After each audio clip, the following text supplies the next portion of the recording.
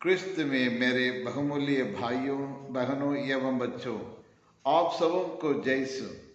हमारे प्रभु यीशु क्रिस्त दुनिया के उद्धारकर्ता हमारे प्रभु यीशु क्रिस्त की कृपा, शांति, अनुग्रह, आशीष, सामर्थ्य, समाधान, संतोष सदा सर्वदा आपके एवं आपके परिवार के साथ रहे।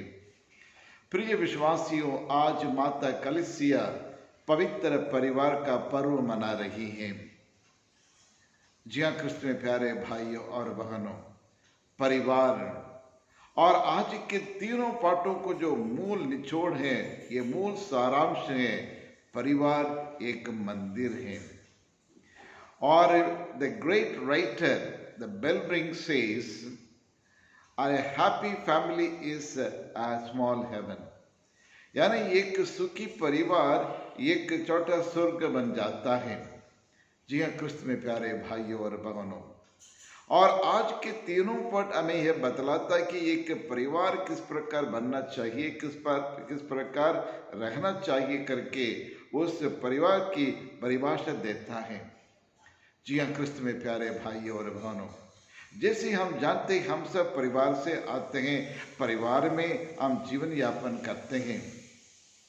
और कहा जाता है कि एक परिवार एक समाज के लिए एक अत्यंत एक नींव है, और ये परिवार और एक सामाजिक विकास, उन्नति के लिए, स्थिरता के लिए अत्यंत आवश्यक है। बिना परिवार कोई समाज खड़ा नहीं कर सकता, निर्माण और समाज का निर्माण नहीं कर सकता है। और इसलिए और हर एक छोटा सा एक परिवार समाज के लिए बहुत जरूरी है। और जैसे हम जानते हैं कि man is a social animal, so he cannot be an island. यानी मनुष्य एक सामाजिक प्राणी है और वह एक द्वीप में और नहीं रह सकता है। यानी मनुष्य एक सामाजिक प्राणी होने के नाते वो दूसरों से जुड़े रहना चाहिए, दूसरों पर निर्भर करना चाहिए। वो अकेला और अपना जीवन यापन नहीं कर सकता है। जी हाँ, क्रिस्त में प्यारे भाइयों और बहनों, और इस समाज और इस परिवार, इस समाज में और उन्नति और विकास करने के लिए और उस समाज को अच्छे एक समाज को निर्माण करने के लिए हर एक व्यक्ति अपनी सहयोग देना पड़ता है। हर एक व्यक्ति और उसके लिए और अपने आप को त्याग कर और उनकी भलाई के लिए, उन्नति के लिए काम करना पड़ता है। यानी त्याग का और ये गुण होना बहुत जरूरी है। जी हाँ, क्रिस्त में प्यारे भाइयों और बहनों, लेकिन ईश्वर ये चाहते हैं कि और हमारा परिवार एक सुखी परिवार बन जाए, हमारे परिवार में एकता बने रहे, आपसी प्रेम हो, सूझबूझ हो, आदर सम्मान और मान और मर्यादा सबको गुण और उसमें हो। और यही ईश्वर हमसे ये चाहते हैं। लेकिन क्रिस्त में प्यारे भाइयों और बहनों, और आज के परिवार है और किस प्रकार के परिवार हैं, हम किस प्रकार का पारिवारिक जीवन बिता रहे हैं, और क्या हमारे परिवार में ईश्वर के द्वारा दिया गया वरदान, ये कृपा, अनुग्रह, आशीष, एकता, भाईचारा है या नहीं। इन चीजों के बारे में मनन चिंतन करने के लिए हमें ये वक्त दिया गया है। और साल के अंत में हम और कल एक नया साल में, नव वर्ष में, नूतन वर्ष में प्रवेश करने जा रहे हैं। इसलिए आज ईश्वर ने ऐसे एक समय हमें दिया है कि हमारे परिवार के बारे में मनन चिंतन करने के लिए। हमारे परिवार क्या है, हमारे परिवार कैसे होना चाहिए, हमारे परिवार में किस चीज़ की कमी है, और ये पारिवारिक जीवन को सुधारने के लिए हमें क्या क्या करना पड़ेगा करके इसके बारे में एनालाइज करने के लिए और मूल्यांकन करने के लिए ईश्वर ने आज के ये समय हमें दिया है। जी हाँ, क्रिस्त में प्यारे भाइयों और बहनों, और एक देश के लिए और एक समाज की बहुत ज़रूरत होती है, और एक समाज के लिए एक परिवार की अत्यंत आवश्यक है, क्योंकि हम सब कुछ परिवार से ही हम सीखते हैं। यदि परिवार नहीं तो समाज नहीं, समाज नहीं तो और देश नहीं, देश नहीं तो दुनिया नहीं है प्रिय विश्वासियों। और इसलिए परिवार पर ध्यान देना बहुत जरूरी है। परिवार, और ये परिवार में ही और एक व्यक्ति, मेरा पिता कौन है, मेरे माँ कौन है, भाई कौन है, बहन कौन है, दीदी कौन है, और सभी रिश्तेदार कौन है करके आज सबसे पहले सीखते हैं। और ये परिवार में से ही और ये एक व्यक्ति, एक इंसान अच्छे संस्कार, अच्छे गुण, नैतिक मूल्य, आदान प्रदान और मान सम्मान, मान सम्मान और बड़ों को आदर करना और गरीबों, लाचारों, जरूरतमंदों के प्रति अपनी सहानुभूति दिखाना, उनकी सेवा करना, उनकी मदद करना और एक दूसरे के साथ बने रहने के लिए आपसी प्रेम और एकता, और ये सब कुछ सारे अच्छे गुणों को सीखता है। और इसलिए परिवार और अत्यंत आवश्यक है। एक सुखी परिवार होना अत्यंत आवश्यक है। प्रिय विश्वासियों, आज के पहले पाठ हमें यह बतलाता है, और आज का पहला पाठ हमें यह संदेश देता है कि परिवार के बच्चे माँ बाप के आदर करो, सम्मान करो, बड़ों को आदर करो, सम्मान करो, और माँ बाप जो कहते हैं उसको मानना, माँ का कहना मानना करके और अपने बच्चों के लिए शिक्षा देता है। दूसरा पाठ में संत पौलुस और ये कहते हैं, और पतियों अपनी पत्नी को प्रेम करो, निस्वार्थ प्रेम दे दो, और उनके ऊपर घृणा मत, उनके और उन पर छला चोट ना करना, उनसे घृणा नहीं करना, और उनको प्यार करो, स्नेह दो करके कहता है। और साथ साथ पत्नियों से कहते हैं अपने पति के आज्ञाकारी बनो और उन्हें कभी गुस्सा मत दिला दो, और परिवार में एकता के साथ रहने की सीखो करके कहते हैं। और आज के तीसरे पाठ सुसमाचार में प्रभु कहते हैं परिवार में त्याग होना बहुत जरूरी है, प्रेम होना बहुत जरूरी है, आपसी सूझबूझ होना, आपसी प्रेम होना बहुत जरूरी है, इंसानियत और मानवता गुण होना बहुत जरूरी है करके और आज का सुसमाचार में बतलाता है। जहाँ ख्रिस्त में प्यारे भाइयों और बहनों, और 2008 में आप लोग ने और एक दैनिक भास्कर में पढ़े होंगे, मुंबई के रहने वाला एक जयप्रकाश राठौर और एक कॉलेज के स्टूडेंट था, और उन्होंने एक दिन रात को और उन्हें बंदूक लेकर अपने माता पिता, भाई बहन और सब 5 लोगों ने खून किया और गोली मारकर हत्या कर दिया। जब अरेस्ट हुआ उनसे पूछा गया, भाई इतना बड़ा भयंकर ये घटना को आपने कैसे इसको ऐसे किया? तब उसने कहा, मैं क्या करूं, और इस परिवार में कोई मुझे पसंद नहीं किए और किसी के पास मेरे लिए वक्त नहीं है, समय नहीं दिया, और मुझसे लोग नाराज थे, गुस्सा करते थे, मुझे प्यार नहीं करते थे, मुझे नहीं समझ, they did not understand me, और उनके पास समय नहीं है और मेरी समस्या के बारे में सुनने के लिए, इसलिए मैं तंग आकर और मैंने इनकी गोलियों से उन्हें आग मार डाला करके उन्हें व्यक्त किया। ये सिर्फ 2008 की घटना नहीं, आज हमारे समाज में, हमारे देश में, हमारे परिवार में ये घटती आ रही है। इस प्रकार की अनेक प्रकार की घटनाएं जिसके बारे में हम नहीं जानते हैं। आज हमारे परिवार के बारे में सोचिए, हमारे परिवार कैसा है, हमारे परिवार में कौन चीज की कमी है, और हमारे परिवार में और किस वरदान के अभाव हैं, और इस परिवार को स्थिर बनाने के लिए, एक सुखी परिवार बनाने के लिए हमें क्या क्या करना चाहिए, इन सारी चीजों को बारे में पता करने के लिए हमें कहाँ जाना है? प्रभु के पास जाना है। प्रिय विश्वासियों, जिस परिवार में त्याग नहीं है, प्यार नहीं है, स्नेह नहीं है, एकता नहीं है, और वह परिवार और उसके उस शरीर के समान है जिसमें जो प्राण नहीं है। जी क्रिस्त में प्यारे भाइयों और बहनों, परिवार कितना इंपॉर्टेंट है। एक बच्चे को उसको इंसानियत बनने के लिए, मानव बनने के लिए और हर प्रकार के संस्कार और परिवार से ही प्राप्त होता है। और एक बच्चे को और उसको इंसान बनाए, मानव बनाए या जानवर बनाए, ये परिवार के लोगों के हाथों पर निर्भर करता है। और नासरत में प्रभु यीशु, यूसुफ और मां मरियम तीनों मिलकर एक पवित्र परिवार के एक आदर्श नमूना दिखाए।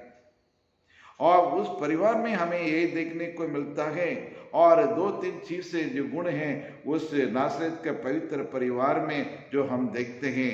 और सबसे पहले त्याग का गुण, एक दूसरे के लिए और अनेक प्रकार के उन्होंने कुर्बान किए हैं, त्याग किए हैं।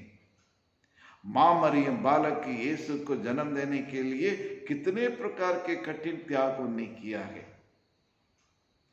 और सन यूसुफ और अपने बालक के यीशु को उसका पालन पोषण करने के लिए अपने दाम्पत्य जीवन को उन्हें त्याग किया है।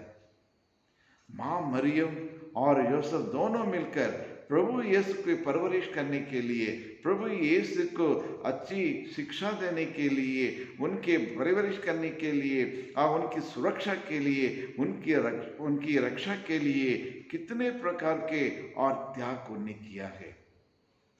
प्रिय विश्वासियों, त्याग की भावना परिवार में होना अनिवार्य है। जिस परिवार में वो त्याग नहीं है, वो परिवार नहीं कहा जा सकता है, वो आगे बढ़ नहीं सकता है, विकास और उन्नति नहीं कर सकता है आपस में। लेकिन आज हमारे परिवार में क्या है, पति पत्नी के बीच में छोटी छोटी बातों लेकर लड़ाई झगड़ा, और सास और बहू के बीच में और लड़ाई झगड़ा, जलन की भावना और मनमुटाव, द्वेष, ईर्ष्या और बदले की भावना आदि बुराइयां आज हमारे परिवार हैं। आज के परिवार में माँ बाप, भाई बहन, दादा दादी, नानी सब एक साथ रखना नहीं चाहते हैं। बुजुर्ग लोगों के मान नहीं है, सम्मान नहीं है, उठा के उनके वृद्ध आश्रम में डाल देते हैं। ये हर बहू चाहती है, हर बेटी चाहती है। प्रिय विश्वासियों, आज हमारा परिवार एक जमाने में भारत देश और संयुक्त परिवार के लिए प्रसिद्ध है। आज देखने को भी नहीं मिलता है। इक्का दुक्का परिवार होगा संयुक्त परिवार, क्योंकि आपस में बहुत कुछ त्यागना पड़ता है, बहुत कुछ कुर्बान करना पड़ता है परिवार को एकता में बांध के रखने के लिए, प्रेम में बंधे रखने के लिए, और बहुत कुछ त्याग करना पड़ता है। लेकिन आज कोई तो एक दूसरे के लिए त्याग करने की आज चाहते ही नहीं। और आज देश समाज में जाति के नाम से, पद के नाम से, अधिकार के नाम से, भाषा के नाम से, धर्म के नाम से, जाति के नाम से, संस्कृति के नाम से कितने आपस में लड़ाई झगड़ा, मनमुटाव, भेदभाव, पक्षपात, और इन्हीं की वजह से आज ये परिवार, कोई आज का एक भी परिवार एक पवित्र परिवार नहीं है। त्याग की कमी है। और दूसरी एक गुण चाहिए परिवार के लिए, चाहिए परिवार के निर्माण के लिए चाहिए नम्रता, विनम्रता। आज हर व्यक्ति चिड़चिड़ करता है। कोई बात पूछे, जोर से आवाज से पूछे तो वो बदल दे, उसके गुस्सा आ जाता है, क्रोध हो जाता है, मारपीट में उतर जाता है। कोई किसी का सुनना नहीं चाहते हैं और सब स्वार्थी बन गए हैं। सब अपने बारे में सोचते हैं, दूसरे के बारे में नहीं। और दूसरे इंसान को इंसान के और एक इंसान के रूप में देखते नहीं। मैं बड़ा हूं, मैं सब कुछ हूं, और दूसरे तुच्छ करके, और इस प्रकार की भावना से आज ही हम जी रहे हैं। प्रिय विश्वासियों, बड़ी दुखी की बात है हमारे परिवार की स्थिति को देखकर। लेकिन एक ही उपाय है, इस बिगड़े हुए टूटे हुए परिवार को फिर से जोड़ने के लिए हमें कहाँ जाना पड़ेगा? काउंसलिंग के लिए या किसी डॉक्टर के लिए, साइकाट्री के पास कहीं नहीं जाना है, ईश्वर के पास आना है, पिता परमेश्वर के पास आना है और बालक यीशु के पास आना है। और ईश्वर ने अपने स्वरूप में बनाया है, अपनी समानता में, अपने सदृश्य में बनाया है, उनके गुण को हमें दिया है। उसके बारे में हमें मनन चिंतन करके फिर से प्रभु के पास आना है, अपनी गलतियों के लिए, अपने कुकर्मों के लिए, गुनाहों के लिए क्षमा मांगते हुए प्रभु के पास आना है। प्रभु की सानिध्य में सब कुछ है और ईश्वर के मंदिर में सब कुछ है, हर प्रकार के वरदान, अनुग्रह के आशीष और सब कुछ और है उनके पास। जब ईश्वर के पास आए, ईश्वर से प्रार्थना करें ताकि आने वाले कल से हम एक नया साल में प्रवेश करने जा रहे हैं, तो ईश्वर हमारे परिवार को आशीष करेंगे और ताकि हम एक अच्छे और नासरत के उस पवित्र परिवार के समान हमारा परिवार भी बन जाता है। और दूसरा काम हमें ये करना चाहिए, हम सब परिवार के लोग सब मिलजुल कर प्रार्थना करनी चाहिए। पारिवारिक की प्रार्थना करना बहुत जरूरी है। आज ये लोगों के पास वक्त नहीं है, समय नहीं है, ये सब कहना एक बेकार है, क्योंकि वो प्रार्थना करना नहीं चाहते हैं, एक साथ बैठना नहीं चाहते हैं, क्योंकि ये शैतान मोबाइल के रूप में आकर सबको बिगाड़ डाला है। और एक साथ और जो परिवार और एक साथ और प्रार्थना करते हैं, वही हमेशा के लिए एक साथ रहते हैं। The family that prays together lives together. A family that prays together lives together. हमें ये सीखना चाहिए, ईश्वर के लिए समय निकालना चाहिए, ईश्वर के सानिध्य में बैठकर प्रार्थना करनी चाहिए। परिवार के सदस्यों के लिए, पड़ोसी के लिए, देश के लिए और पूरे संसार के लिए हमें प्रार्थना करनी चाहिए। और तीसरा, आपसी प्रेम होना बहुत जरूरी है।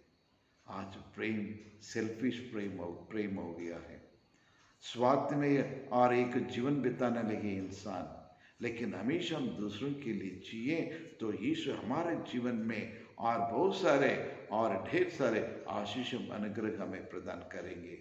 तो आइए प्रिय विश्वासियों, साल के अंत में हम प्रभु को धन्यवाद दें, जो कुछ पिछले एक साल से ईश्वर ने आपके लिए, आपके जीवन के लिए, आपके बिजनेस के लिए, आपके बाल बच्चों के लिए, आपकी नौकरी के लिए, आपकी पढ़ाई के लिए और हमारे जीवन के लिए जो वरदान, अनुग्रह, आशीष, सहायता हमें प्रदान किए, उसके लिए तहे दिल से ईश्वर को धन्यवाद देने का समय है।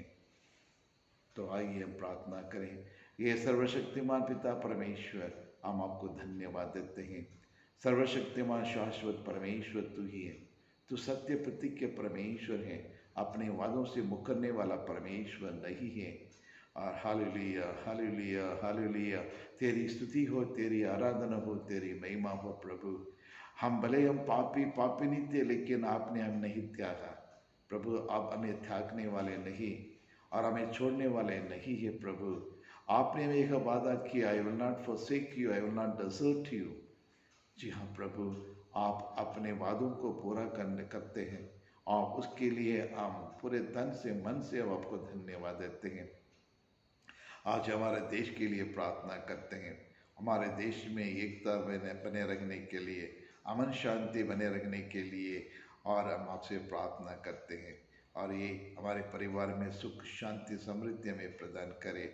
हम सब मिलजुल कर आपसी प्रेम के साथ हम एक अच्छे परिवार को निर्माण करने के लिए हम अनेक प्रकार की चीज़ों को त्याग कर सके। यही प्रार्थना करते हमारे प्रभु यीशु क्रिस्त के द्वारा, आमीन।